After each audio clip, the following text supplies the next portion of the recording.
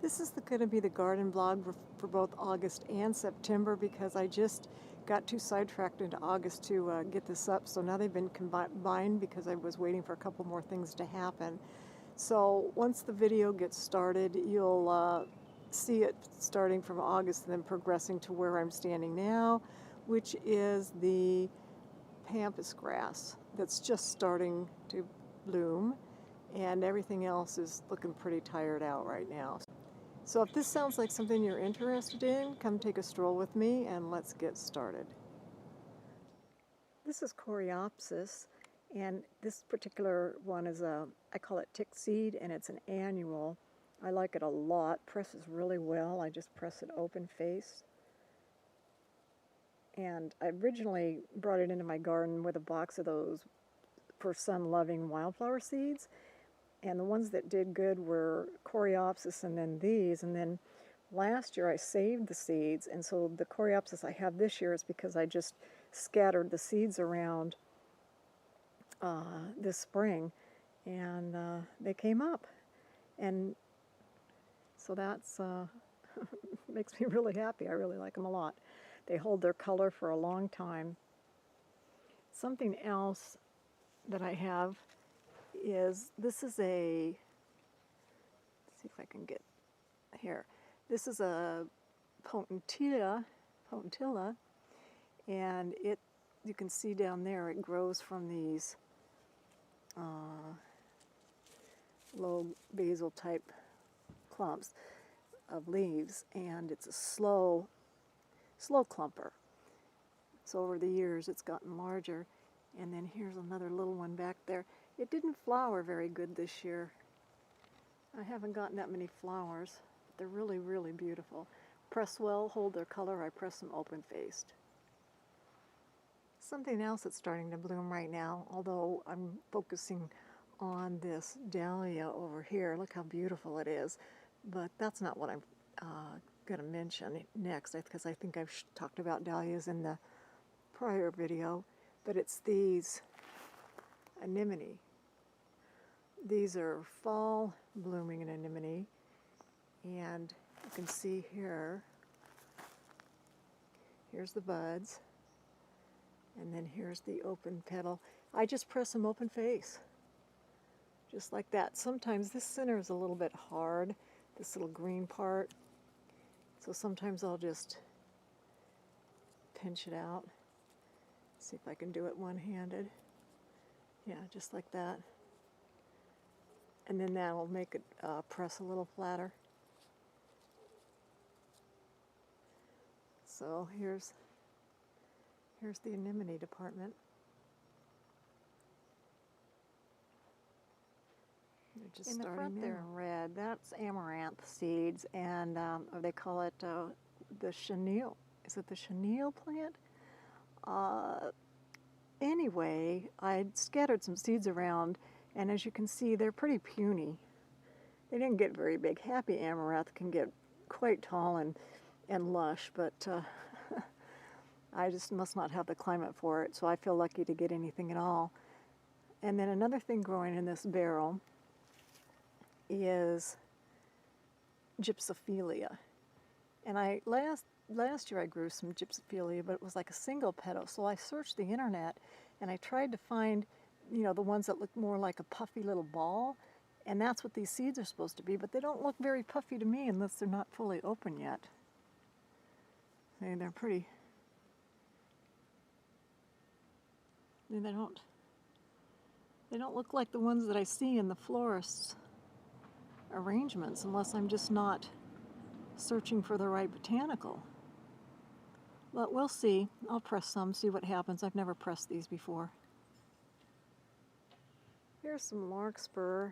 Mostly what I have is blue. And again, another case where I searched the internet looking specifically for what I call double blossom larkspur. And that's what I planted, but for some reason I keep getting all these single petals. And let me show you if I can explain what I mean. If you look at this here,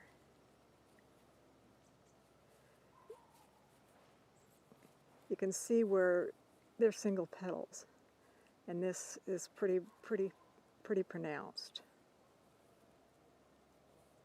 Now, contrast that, which I do happen to have what I call a double petal down here. So we'll go down a little further. And this guy. See how it's got a petal behind and then petals in front, and the center's different. It doesn't protrude out as much. See? And I press them open face or in profile. They hold their color really well. But like I say, this is what I was going for. But here's more singles. And I have yet to see any pink, even though I planted and bought pink seeds. So here's hoping. I still have some that haven't opened yet, but they just didn't do that well for me this year. But when you can get them to grow in your area, they're certainly worth it. They're beautiful pressed flowers. This is bee balm. I have it growing in a barrel because it can get quite invasive if it's happy. Although I did have one growing in the regular ground one year, and it didn't get very happy, and it kind of died off and went away. So I'm trying it in the barrel this year, and it's actually doing pretty good. I don't know what I'm going to do with it yet, because this is the first time I've had it in years and years, and I'm just pulling a petal to see if I think the petal would be anything interesting to press. I might give it a try just to see if it holds its color and how sheer it gets when it's dried. So that's one of the individual petals. The center's pretty thick. Well, there is some give to it. I'm not sure if I could cut it in half like I do. Here, let me sacrifice this one. I was wondering if I pinch it in half, will half of it stay together where you could pinch half at a time? Let's see. Here's a piece with a stem on it. Okay, so if you pressed it, it's kind of sappy in the middle, but if you pressed it this way, that might work. It's really damp though. Of course, I'm still in the morning and there's dew out here. But that might work. That would look kind of cool. See, like that? Maybe I'll try that. Press it in half. Sometimes you just have to think outside the box. This is Russian sage. This can actually grow to be a pretty big shrub. It's sun-loving, and I had one year and it didn't do anything. So I have this one in a sunnier spot. I just bought it this year from a 4-inch pot. I think it was 4 inches. And so you can see it's done something more than nothing, and I have picked one of the plumes already that was right here. And I have looked at it because it's dry now. And it held its color well, and it looks fairly decent. So hopefully this will live through the year and come back next year, and I can press some more. I have expectations that it would hold its color for a while. Here's another kind of Coreopsis. Its leaves are different than the regular red ones that you're used to seeing at the store. And I don't usually see these at your mass market locations, at least in my area, so I have to grow them from seed. And when they come from seed, they usually come in orange, yellow, or kind of a rusty orange. Press really well. I really like them. And you can see how, what the leaves look like. And I just press them open face. And then here's the buds.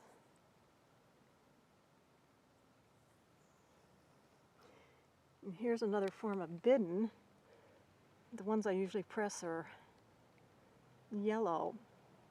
Biddens have a couple different variants. These work really well for eco-printing. Kind of lay down a rusty orange color. But I'll also press these. They'll go kind of a rusty orange color. Hold their color well. The glads are coming on right now. They're, well, actually they've come on and they're starting to go away. And I've got a number of different colors of glads in the yard, and although I don't press them, because they're way too thick and wet. A lot of you who have glads or purchase glads know that they make wonderful flowers for taking in the house for display, which is what I do with them. Something else that's coming on right now is Cardinal Flower. And I don't know why, but I just really am in love with Cardinal Flower. This particular one that I purchased last year but didn't flower, seems to be a darker red than some of the other ones that I've had in the past, which are more orangish. But look how it's almost like a velvety electric, I don't know what to call it, what kind of color to call it, but it's gorgeous. And when I press Cardinal Flower, I press both the flowers just like this, kind of pressing them flat like that. And then I'll also press them in profile. And then I also press the buds. Okay. I just find them really interesting, hold their color really well. I don't press the plumes. I don't generally until they open up all the way to the top and then I get the very tip, and then I leave some. But the cluster's pretty thick, and to me, and again, everybody's opinion is different of what they're going for when they're pressing flowers. So don't be limited in your imagination. You experiment around and see what works for you. For me, I just like the individual petals pressed in several different ways, because that's how I like to work with them. Pretty tall.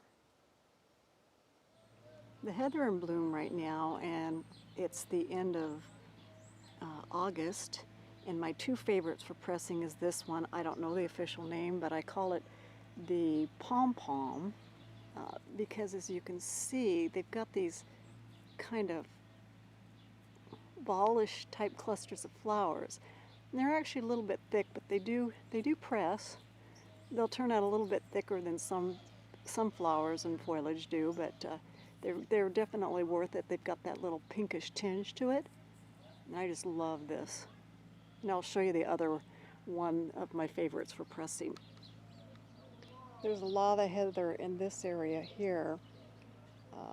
The things that are blooming now are the summer heather, and then in the background you'll see that big mound kind of right about here, back there. That will bloom in the winter. That's a Mediterranean heather. It blooms in the winter. This is my husband's side of the yard, and he's got lots and lots of heather. Here's one kind. I don't press this one too often. These clusters are super small, so if you're really into petite arrangements, and generally I'll just either press them in the whole cluster or put them off the stem, but you see how small those are? So super mini arrangements, but I don't generally press too many of them, but I will press a few. And you can see how these, the Mediterranean winter heather that I was talking about, are just starting to set their flowers for the winter bloom. And these are white, but we also have pink, and I love these for little arrangements and filler. This is another kind of a pom-pom one, but it's not quite as pronounced as the other one. The pom-poms, let me see if I can find them, they're not quite as big. They do have that roundish kind of configuration, but they're not nearly as puffy, and these round parts aren't as large as the one that I showed you a little bit ago. And this is my other favorite heather that I love to press, hold its color for a really long time, and I like to mostly press it in the spiky form, just like that.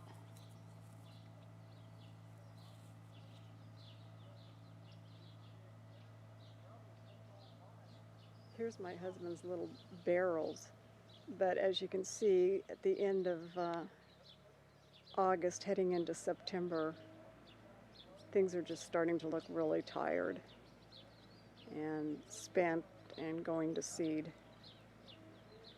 So we're both waiting here for probably the middle of September when the weather gets cooler and we start getting some rain to start doing cleanup for the winter and planning what we're going to do next year.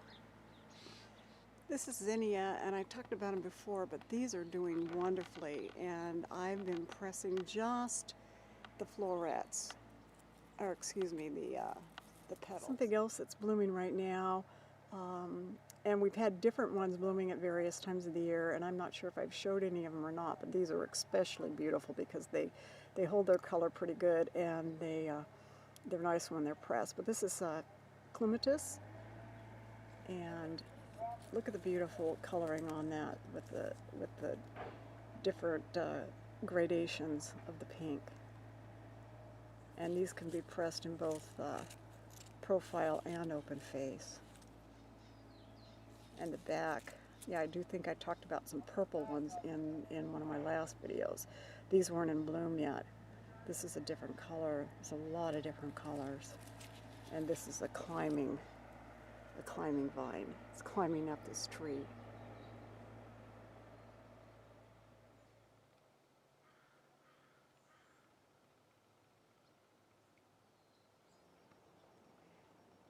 It's now the middle of September, and this is a big grass clump that's been here for, gosh, probably 15 years or more. Probably started from a 4-inch pot.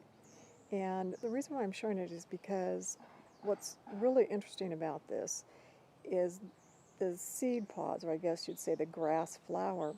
And when you press them, they go purple, and they're really cool, and they're just about perfect now.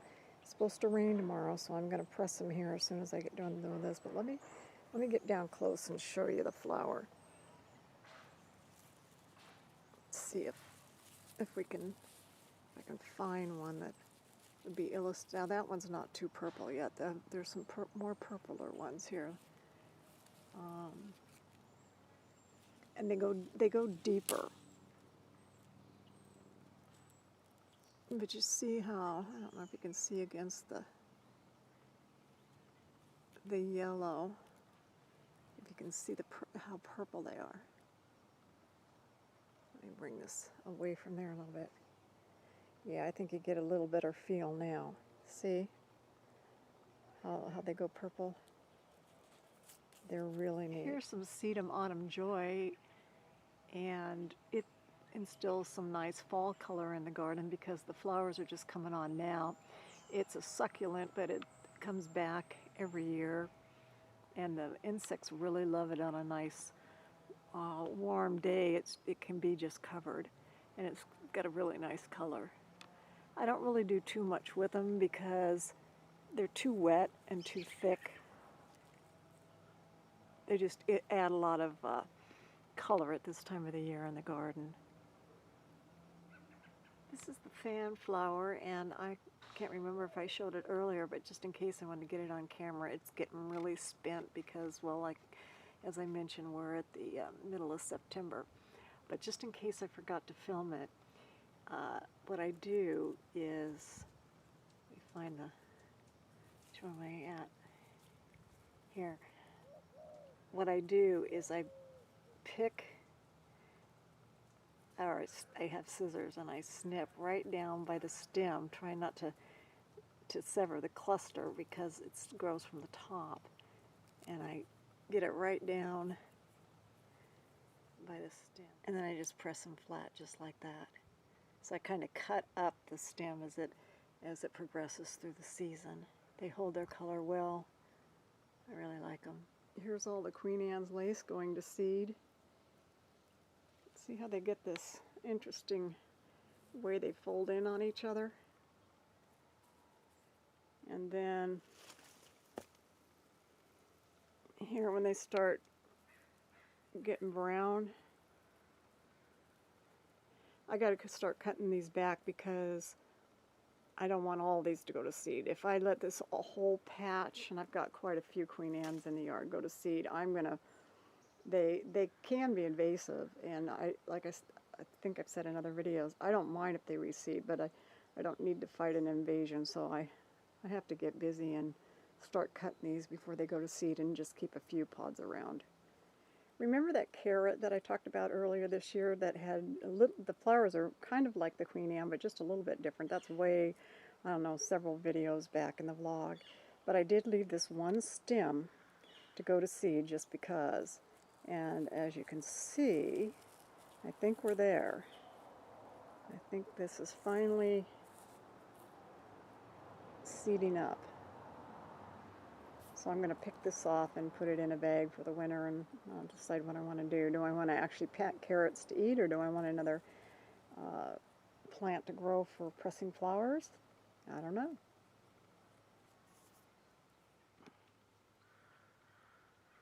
Curry plant. Snapdragons there in the background.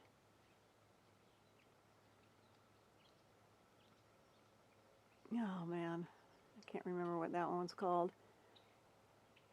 The spiky frond plant. I'll think of it when I'm not videoing.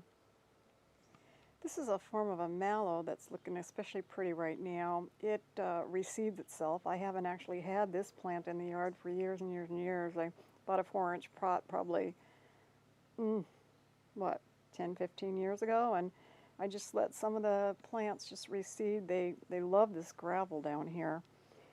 And so I just let it go. I don't really do much with them. I'll press them every once in a while, but they just go so sheer that it's really hard to do anything with them. But I do like them. They're beautiful to look at.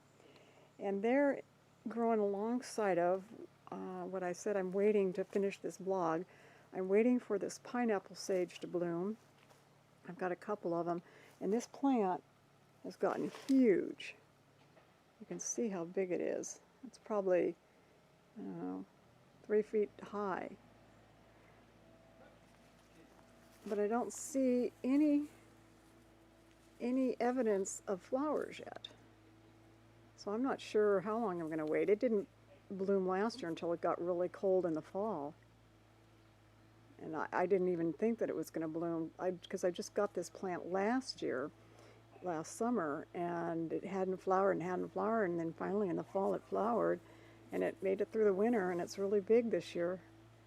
So that's what I'm waiting for. This one, and the Mexican sage. And this one, these are just starting to flower. Really love these. They hold that purple color for years and years.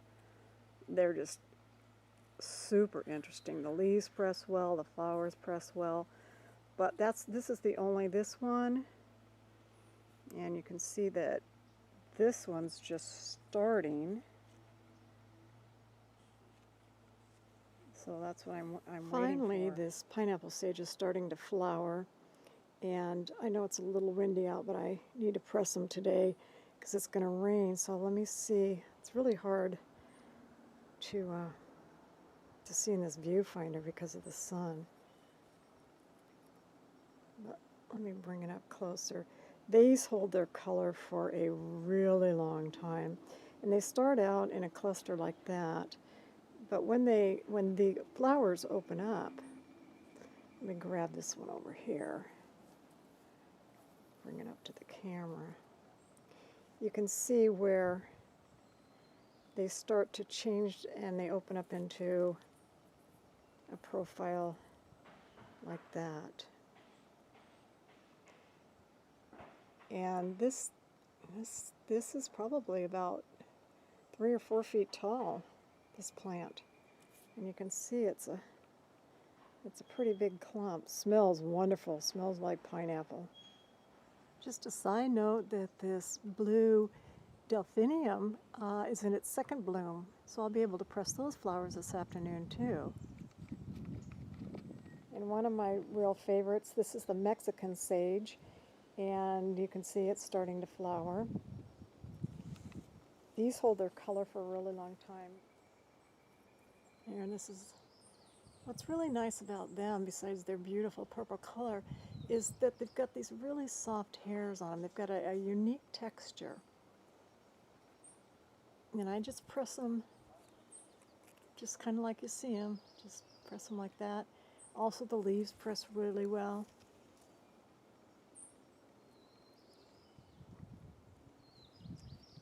Yep, end of the year, going into September, everything's looking kind of tired. The grass is all brown. Things need to be cut back. Things are going to seed, dying off.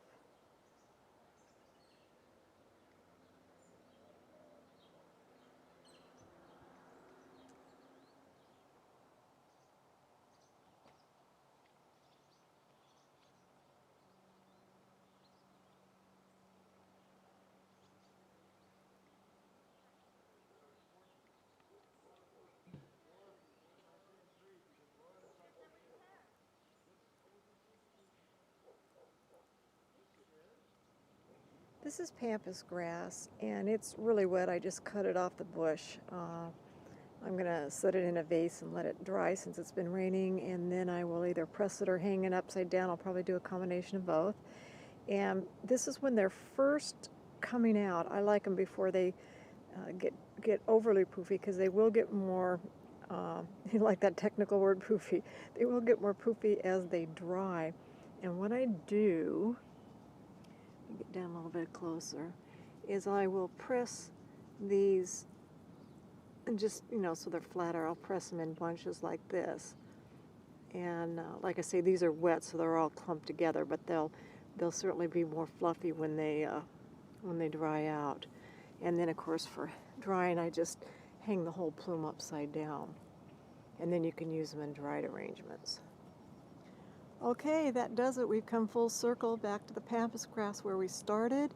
I hope you've enjoyed your journey with me this year. I won't be doing another garden vlog next year unless it's for something that I didn't cover this year that's really exciting, because, well, I've pretty much gone there. If you're interested in what else was going on in the garden that I like to press, then please take a look at the playlist for In the Garden vlog for 2019. And I also have another playlist that focuses on plants called, I'm not sure what it's called, but there's another playlist there for looking at flowers. So thank you very much for joining in. You have a wonderful day.